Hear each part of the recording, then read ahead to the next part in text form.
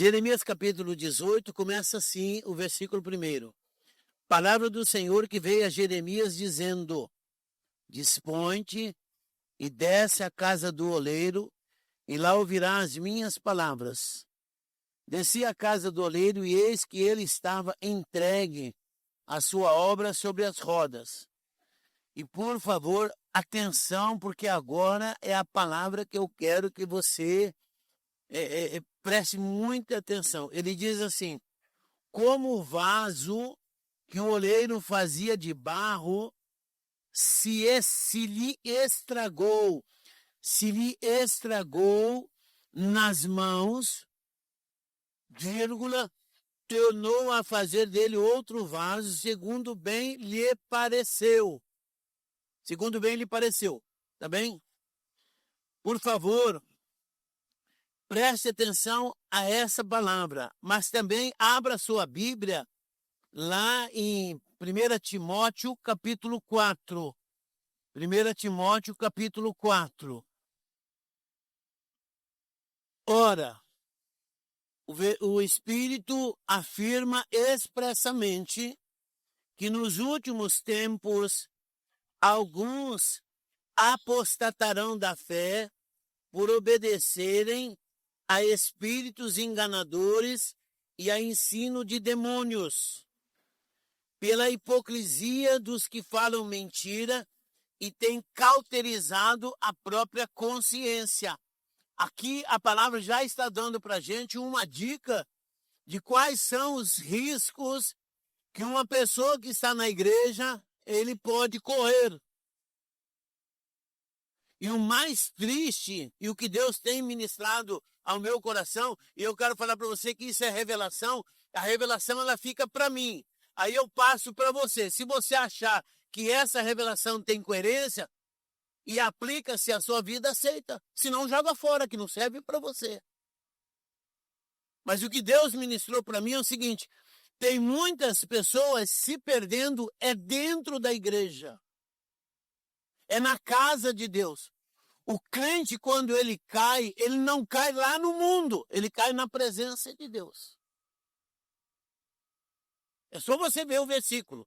O versículo que nós lemos de Jeremias, ele fala que o vaso se estragou nas mãos do oleiro.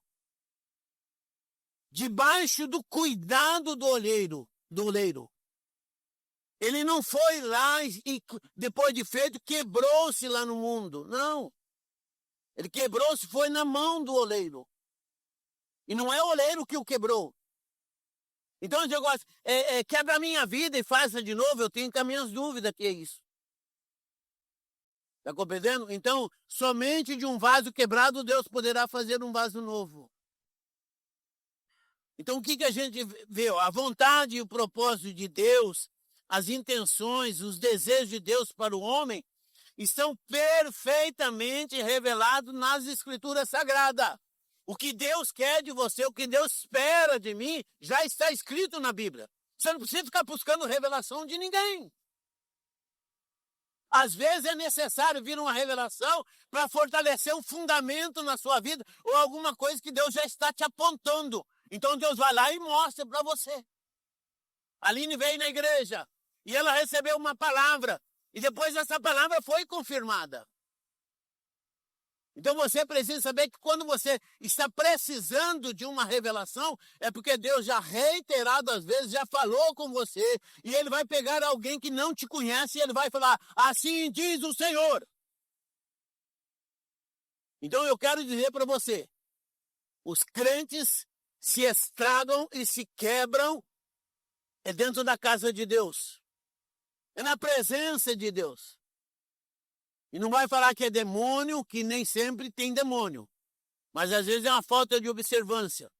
Então, desde que Deus criou, e isso aqui Deus foi falando comigo, eu fui escrevendo, desde que Deus criou o homem, em suas atitudes, Deus sempre deixou claro que se preocupava com o homem.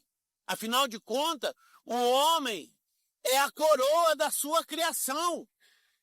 O ponto mais elevado da criação de Deus foi quando Deus fez o homem. Você precisa saber disso. Você é mais importante que um elefante. Você é mais importante que as cataratas do Iguaçu. Eu sou a obra mais importante que Deus criou aqui na terra. Você tem que valorizar isso. E aí você precisa saber que o inimigo vai se voltar contra você. Então, a obra-prima da criação de Deus foi o homem. Aí esse Deus, em determinada hora do dia, ele vinha falar com esse homem. Deus gostava de dialogar, de bater um papo com Adão. Deus se preocupava com o seu bem-estar. Não tem ninguém mais importante do seu bem-estar do que o próprio Deus. Então Deus foi lá e preparou um ambiente propício, um ambiente adequado. Cercou esse lugar de segurança. É só você pegar, abre Gênesis capítulo 2, lá, Zaf, põe lá, Gênesis 2, verso 8. Dá uma olhada que a Bíblia fala em Gênesis capítulo 2, o verso 8. Gênesis 2, 8, que diz a Bíblia, e eu estou aqui com uma versão do Scofield, tá bem? A Bíblia fala assim: e plantou o Senhor Deus um jardim no Éden, da banda do Oriente, pôs nele o homem que havia formado. Versículo 15, tomou, pois, o Senhor Deus ao homem e o colocou no jardim do Éden para o cultivar e o guardar. Então Deus foi lá e preparou um ambiente. O melhor ambiente para o homem estar é na presença de Deus. Deus criou um lugar para Deus ter íntima comunhão com o homem. Você fique sabendo o seguinte: Deus não vai falar com você de qualquer maneira. Deus, ele tem um senso de que ele precisa falar com o homem de uma maneira muito clara. Por isso Deus reserva um tempo para falar com esse homem. Na agitação do dia, na tribulação do dia, Deus não vai falar com você. Se você não desligar a máquina, se você não parar tudo, Deus não vai falar com você. Então, seguramente, o lugar melhor para o homem estar e gozar desse bem-estar é andar com Deus, estar debaixo dos seus cuidados e ter toda a assistência que somente Deus Todo-Poderoso pode lhe oferecer. Então não fica pensando que na carreira do dia a dia Deus vai falar com você. Deus vai te livrar de muito perigo, Deus vai te livrar de muita armadilha de Satanás. Mas quando você desliga essa máquina aí Deus vai falar com você. Então eu tenho a impressão, irmão, isso aqui, tudo que eu estou falando para você, foi o que Deus foi falando para mim, eu fui escrevendo. Eu tenho a impressão que o inimigo tem usado uma estratégia quase que infalível para quebrar a harmonia, para quebrar a comunhão que o crente, o filho de Deus, tem com seu Pai, o seu Criador. O inimigo tem usado de muitas estratégias. E a eficiência desse modus operandi do inimigo não deixa nenhuma dúvida. O inimigo tem se valido dessa estratégia que se mostrou extremamente infalível. E eu e você podemos ver isso contra algumas figuras proeminentes da Bíblia. Como o inimigo agiu e tem tido tanto sucesso nos seus intentos. Como? Como é? Qual é a estratégia que ele tem usado? Aí nós vamos ver que ele se aproveitou dos momentos de maior tranquilidade. O momento que o homem estava mais tranquilo, tudo estava em paz. Ele aproveitou dos momentos em que as suas vítimas gozavam de uma calma e se achavam totalmente absortos ou absorvidos, desatentos, desligados, sentindo-se totalmente realizado, gozando de uma calma indescritível. Então, quero falar uma coisa para você: cuidado quando tudo vai bem na sua vida. Cuidado quando tudo está calmo. Cuidado quando você não está precisando de nada. Cuidado. Tem gente que chega a um ponto e fala assim: está tudo tão tranquilo que eu não preciso nem que Deus me ajude. Cuidado. Essa é a síndrome. Essa é a síndrome de Lúcifer. Quando tudo vai bem. você se desliga. Então, um alerta importante é que eu e você devemos redobrar nossa atenção e cuidado. Quando tudo vai bem, quando tudo está tranquilo, quando nada está faltando, quando não tem ninguém doente, quando não tem nenhuma, quando ainda a gente tem alguma sobra de dinheiro na carteira, na poupança, quando não há falta de trabalho, quando tudo está e vai muito bem, nós podemos deixar de vigiar e estar atentos e agir a estar atento ao agir do inimigo. A sensação de bem-estar poderá nos levar a um extremo relaxamento da nossa relação com Deus, deixando de considerar que eu e você dependemos dele. E para chegar aonde nós chegamos, nós não consideramos e foi ele quem nos trouxe até aquele lugar onde nos encontramos. E o bem-estar que ora gozamos, foi ele quem propiciou. Essa é a síndrome do nosso tempo. Deuteronômio capítulo 8. Deuteronômio capítulo 8.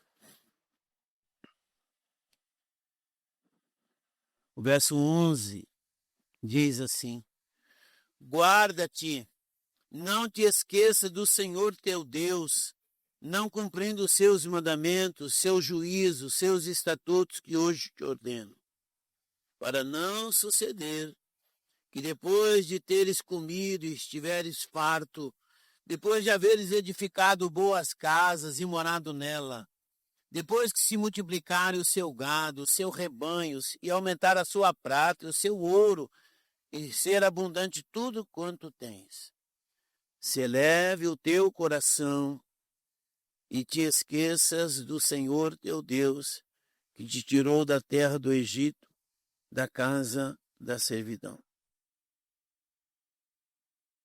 Versículo 17. Não digas, pois, no teu coração, a minha força e o poder do meu braço me têm adquirido essas riquezas. Antes te lembrarás do Senhor teu Deus, porque é Ele quem te dá força para adquirir riqueza, para confirmar a tua aliança, e por sob juramento prometeu aos teus pais, como se vê hoje. Há uma grande facilidade da gente se esquecer o quanto Deus é bondoso. Então, essa sensação de bem-estar fatalmente irá te levar a um relaxamento na comunhão com Deus. Sensação de bem-estar. Daí, alguns não valorizarem mais as atividades espirituais, que são fundamentais. E ela é fundamental para a sua sobrevivência espiritual. Vida de comunhão com Deus é fundamental para você sobreviver espiritualmente. Então, de repente eu passo a pensar que Deus, Ele vai se contentar com as migalhas da minha atenção. Eu vou começar a achar que Deus vai aceitar esse culto superficial, que Deus vai aceitar essa comunhão, a comunhão com Ele, dessa maneira, vai ficar prejudicada para um segundo ou um terceiro plano.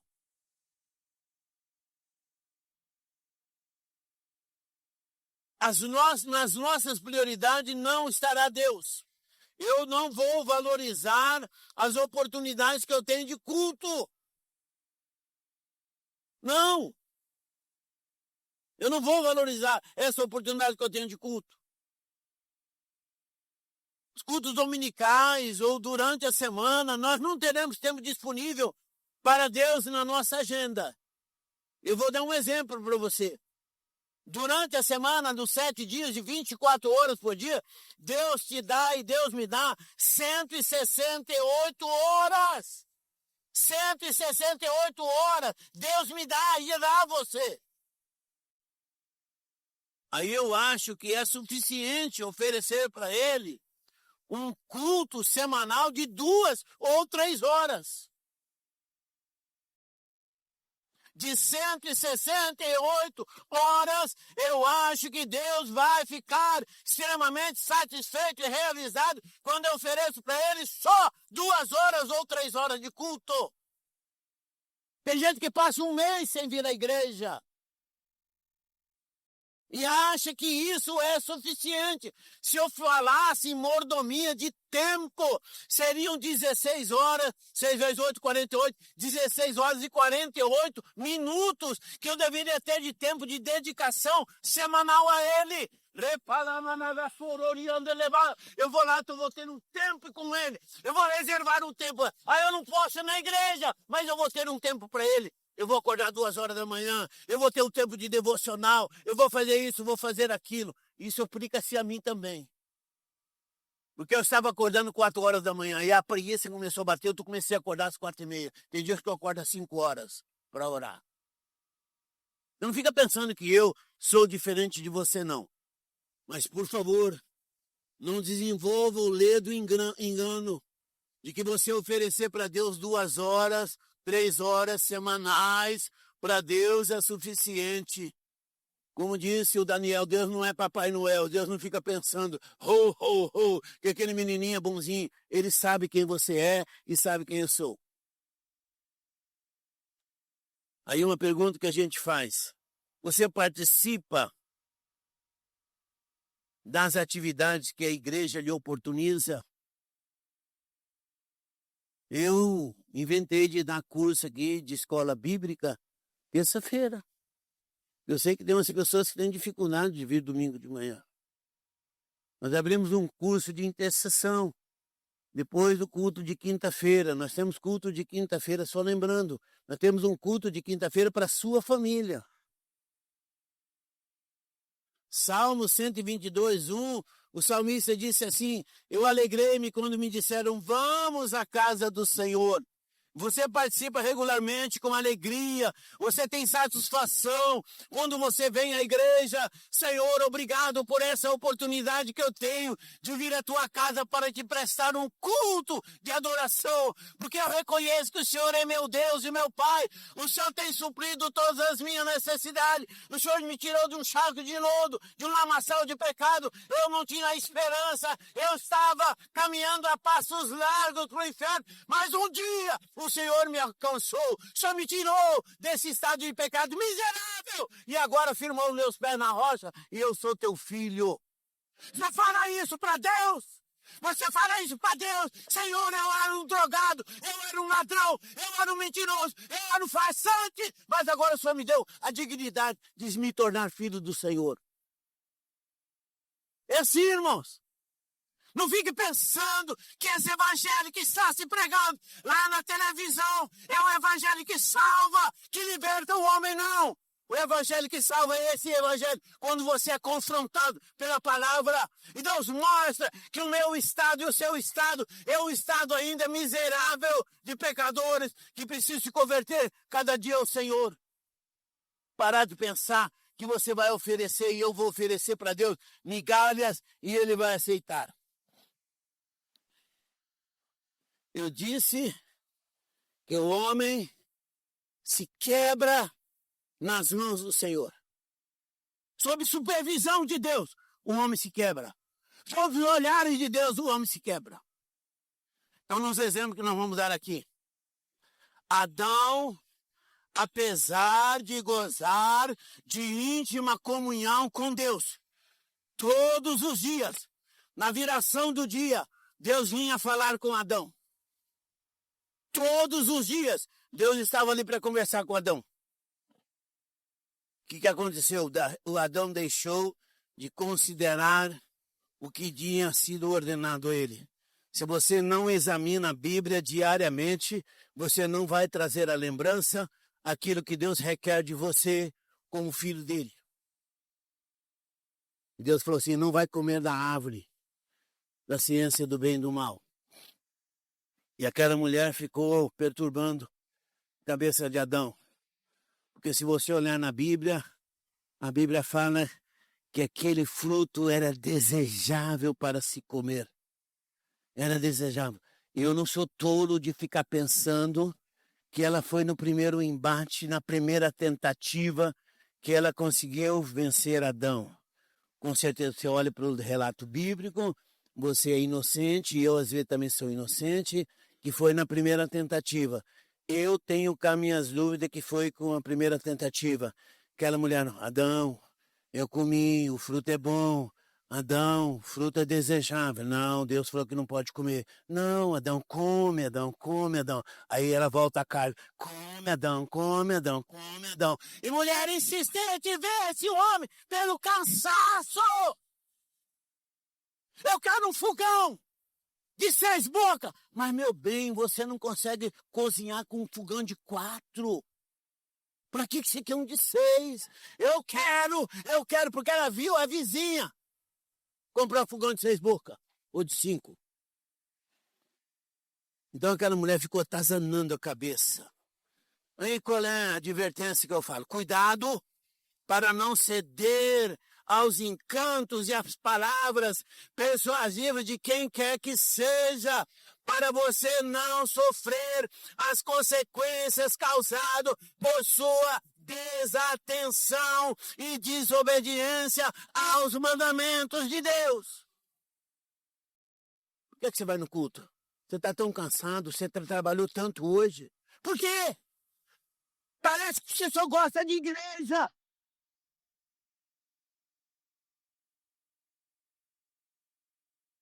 Mas você, na manhã seguinte, você não vai mandar aquele homem acordar para ir trabalhar. Você não vai insistir com ele, porque ele sabe que ele vai ter que trabalhar para botar comida dentro de casa. É assim, irmãos, fica pensando. Não vai pensar também que eu estou desequilibrado, não. Estou perfeitamente equilibrado.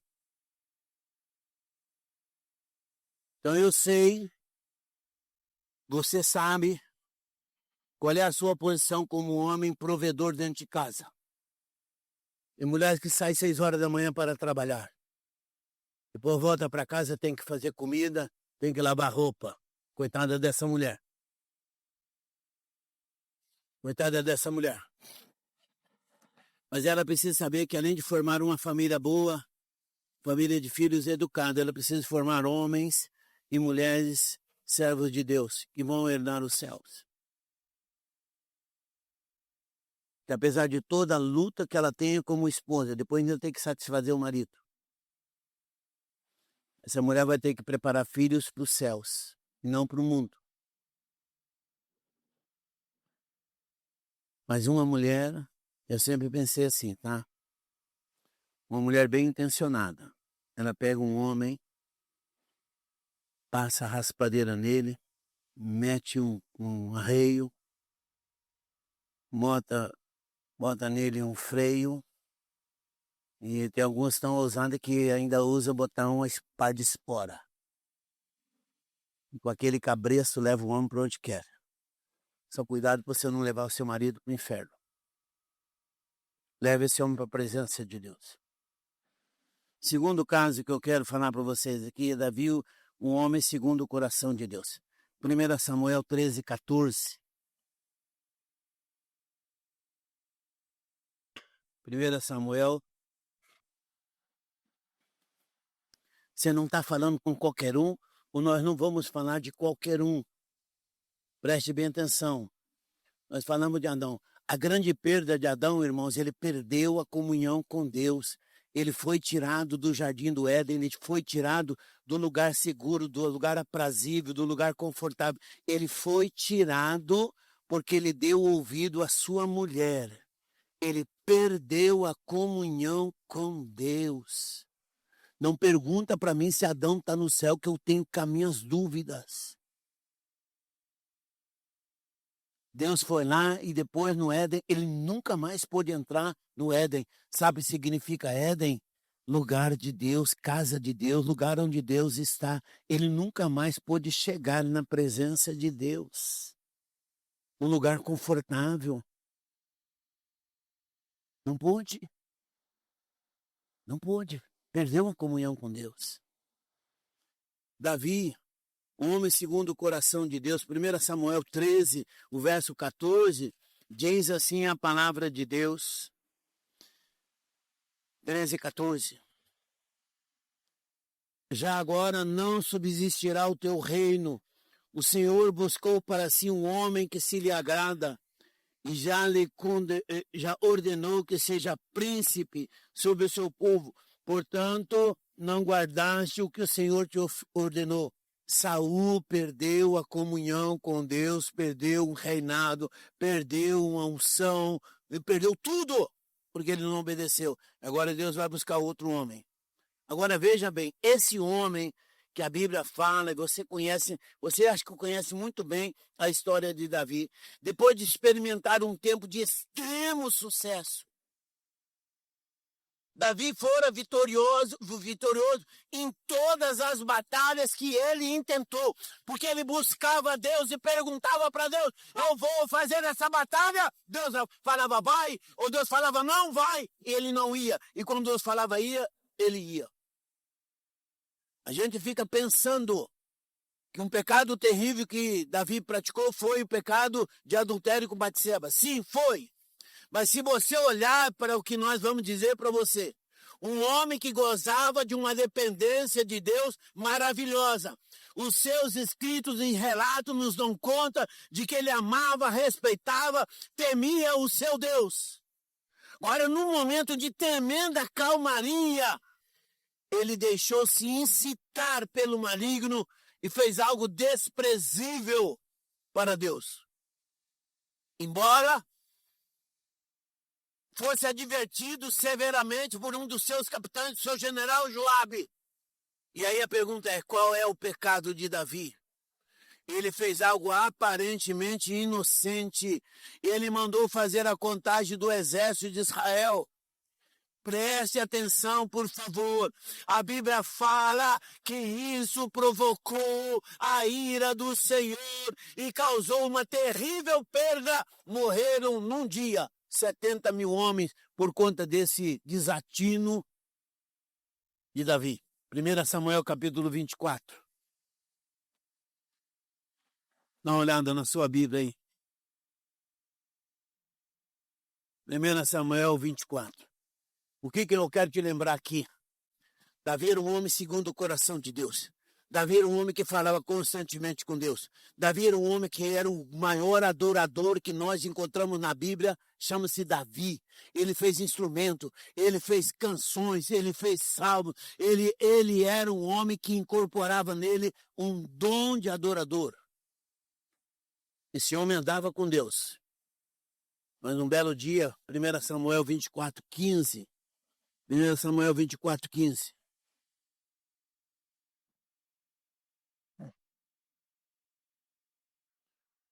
O Senhor, o meu juiz, julgue entre mim e ti, e veja e pleiteie a minha causa, que me faça justiça e me livre das suas mãos.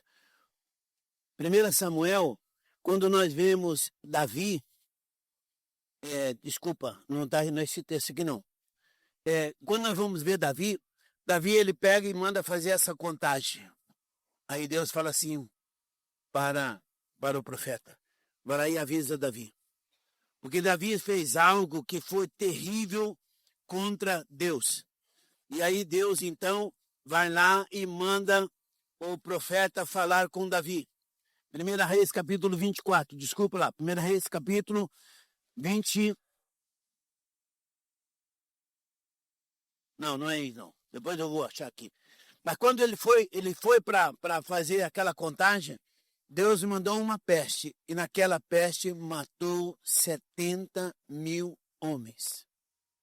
70 mil homens. E aí ele fala para Deus, fala assim, eu que pequei, e esse povo é que está pagando? Esse povo que está pagando? Não é justo isso. Então eu quero que você saiba o seguinte, Davi como Adão, eles caíram quando ele estava no melhor momento com Deus. Uma desatenção, um vacilo que a gente dá. O apóstolo Pedro ele fala assim, olha, sede sóbrio, vigiai e orai, porque o diabo, o vosso inimigo, anda em derredor, bramando como leão, buscando quem possa tragar. É um vacilo que você dá. É um vacilo que você dá. Então, a quebra de um homem pode acontecer quando ele está realmente no melhor dos seus momentos. Porque o melhor do momento pode trazer um relaxamento na sua comunhão e você pode ficar desatento àquilo que Deus está lhe falando. O terceiro caso que eu quero ver com você está aí em 2 Crônicas, capítulo 7. 2 Crônicas, capítulo 7.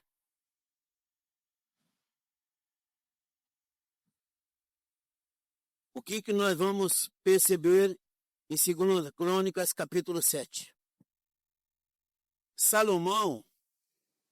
O Salomão que é descrito em 2 Crônicas, capítulo 7, verso 17.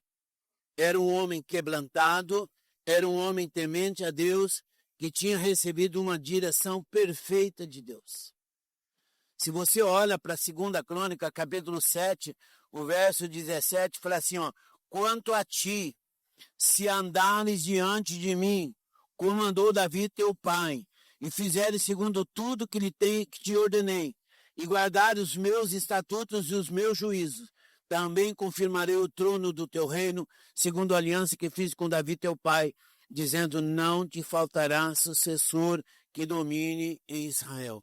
Esse Salomão é um Salomão totalmente diferente do que você encontra lá em 1 Reis. Vai lá em 1 Reis, capítulo 11.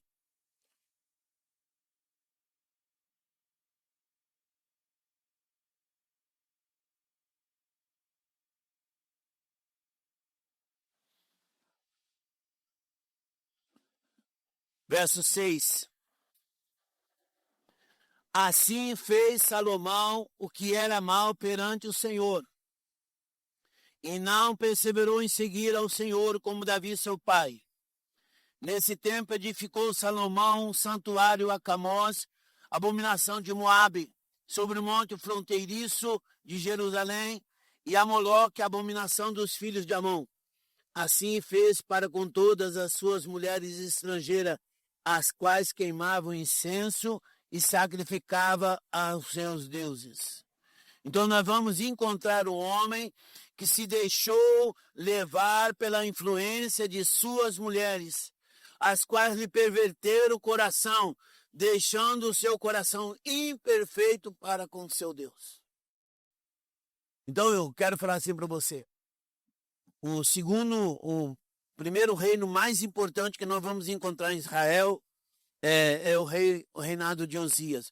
O reinado de Osias foi um reinado muito mais esplendoroso do que o reinado de Salomão. Mas Salomão, quando ele estava no melhor do seu tempo, ele deixou-se envolver por suas mulheres.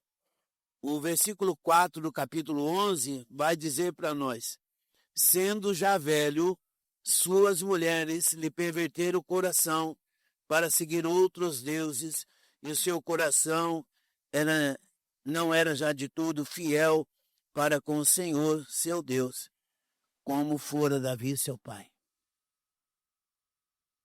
Eu quero falar para você, eu vou insistir nessa palavra.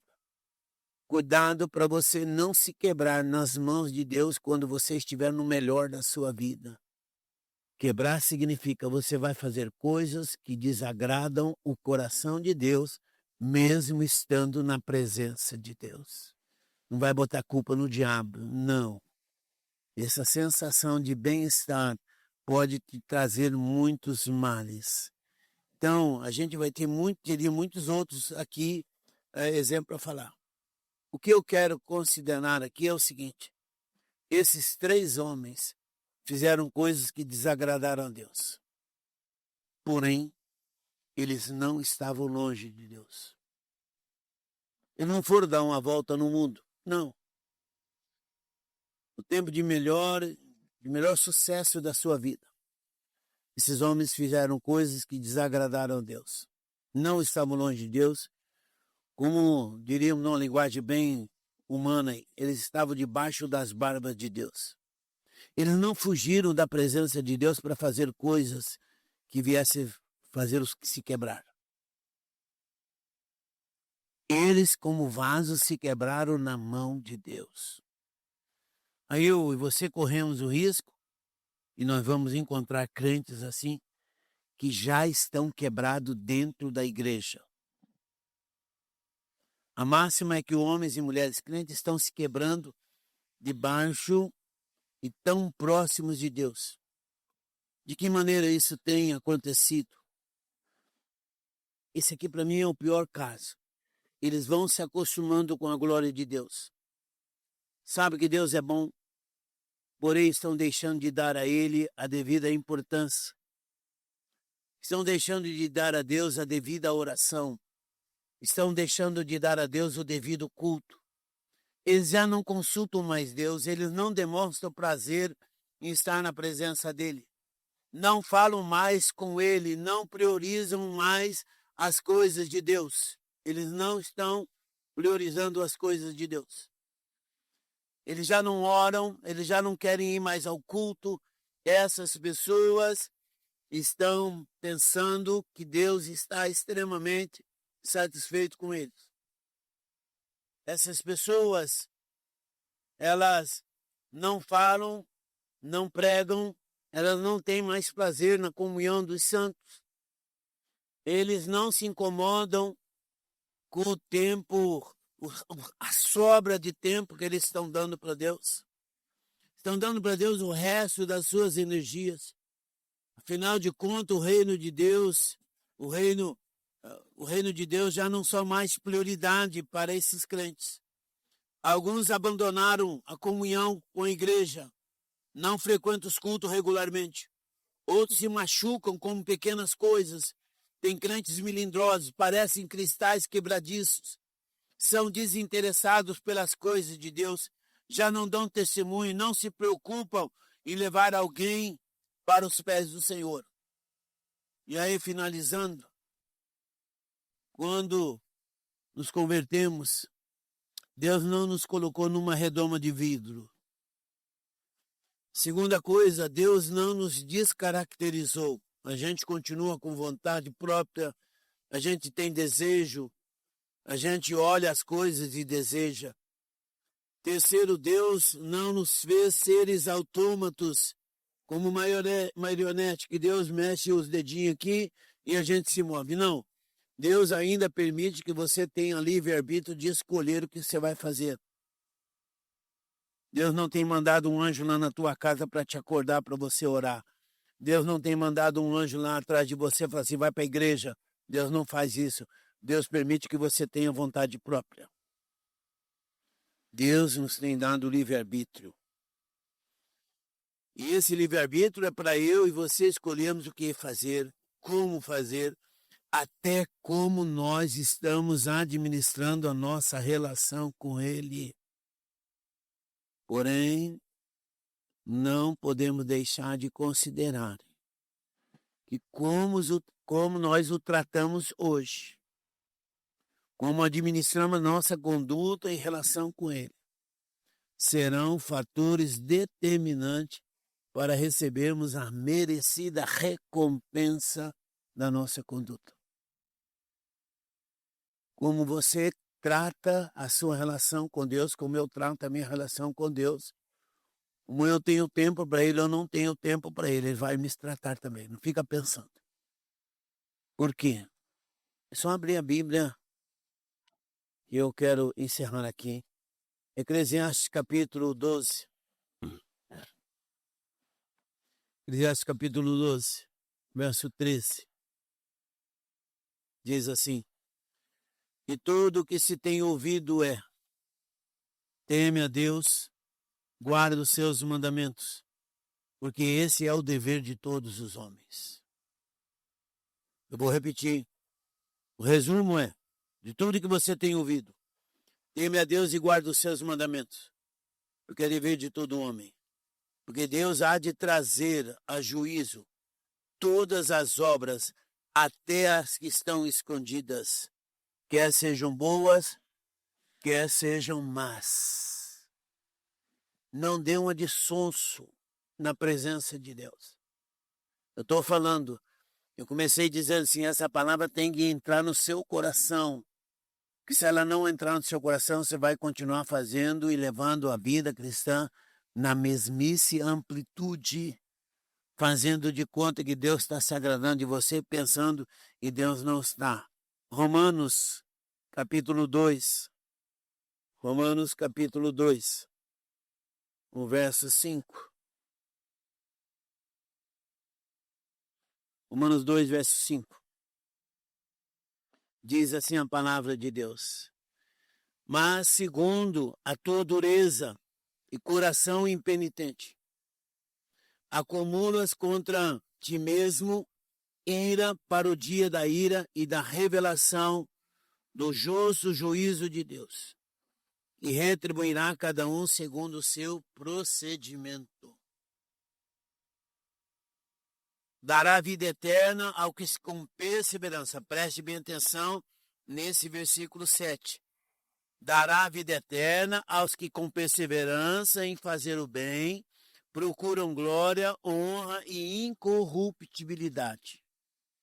Mas a ira, a indignação aos facciosos que desobedecem à verdade e obedecem à injustiça.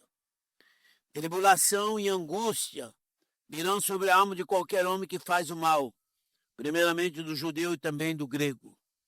Glória, porém, honra e paz a todo aquele que pratica o bem, ao judeu e primeiramente e também ao grego. Porque para Deus não há acepção de pessoas. Bom, no frigir dos ovos, o que eu preciso compreender? Eu não espero e não desejo que você se quebre na presença de Deus. Mas volte às práticas das coisas boas que te garantam ou te garantiam uma vida espiritual saudável. Se você está pensando que Deus está totalmente satisfeito com uma maneira que você está levando a sua vida cristã, eu te aconselho, conversa com ele. Bate um papo com ele. A minha régua é torta. A minha régua não tem uma boa medida. A sua régua não tem boa medida. O segredo é, fale com Deus. Pergunte para Deus como é que ele está. O que ele está pensando de você. Tenha coragem de perguntar para ele se ele está totalmente satisfeito consigo. Se aquilo que você está fazendo, se a forma de culto que você está tendo com ele é boa. Se ele agrada do seu comportamento, se ele agrada dos seus olhares, se ele agrada da sua fala, o seu vocabulário, se Deus se agrada. Tudo a gente precisa passar pelo crivo de Deus. E aí, quando você obtiver uma resposta, você provavelmente vai ter da parte de Deus uma direção boa. Não fique pensando que Deus tem problema de Alzheimer. Não fique pensando que Deus está esquecido. Não fique pensando. E não fique pensando que Deus tem te aprovado em tudo, porque eu tenho certeza que em tudo que eu tenho feito, Ele não me aprova. Um dia eu perguntei para o apóstolo Enoque: você tem certeza que tudo que você faz, todas as decisões que você toma, Deus aprova?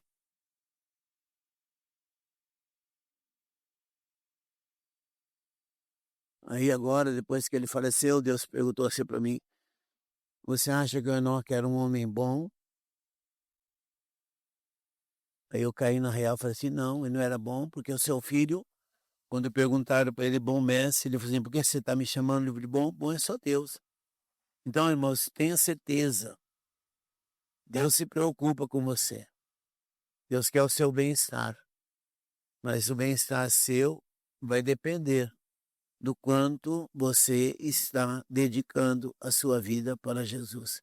Quais são as suas prioridades? Quais são as suas prioridades? Deus realmente está falando com você? Deus está te aprovando em tudo que você faz. Você tem culto, você tem oração, você tem dedicação a Deus. Ou você só se lembra de Deus na hora do aperto? Ou se tudo, você é do tipo também, tudo está tão bom, tão bom, tão bom, que eu não preciso nem que Deus me ajude. Talvez você seja um crente desse tipo. E a nossa oração é que Deus tenha misericórdia e compaixão de você e de mim, para que eu não fique enganado. Eu não quero ser enganado. Posso ser enganado em relação ao time de futebol que eu torço, mas eu não posso estar enganado com o padrão de espiritual que eu estou levando, ao Deus que eu estou servindo. Se Deus é um Deus justo, um Deus santo, a Bíblia fala que o culpado ele não terá por inocente, o inocente não vai ter por culpado. Então, creia nisso. Põe a mão no seu coração e vamos orar.